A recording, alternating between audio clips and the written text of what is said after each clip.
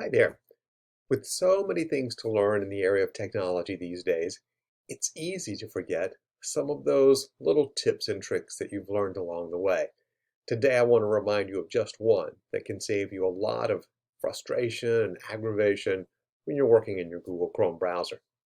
Now, as you can see up at the top of my screen, I've got a lot of tabs open, and that's typical for my workday. There's lots and lots of things going on. Some of those tabs I've opened today, some have been open for several days because they're related to a project or an ongoing activity. And it is easy to accidentally close the wrong one. I maybe have realized, oh, I can clean up a few of these tabs now, get rid of some at the end of the week, and one of these Nearpod tabs I want to close. I want to close the one that's just my login screen. I can get back to that easily.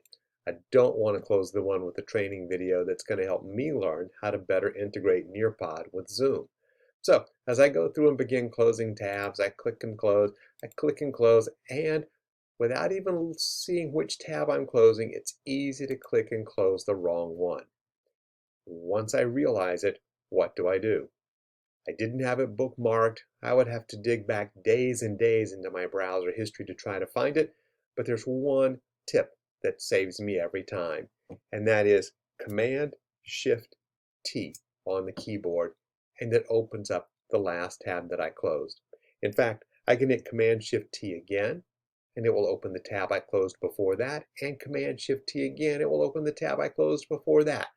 Command Shift T will help me recover any of my tabs that I have closed by accident that I want to bring back.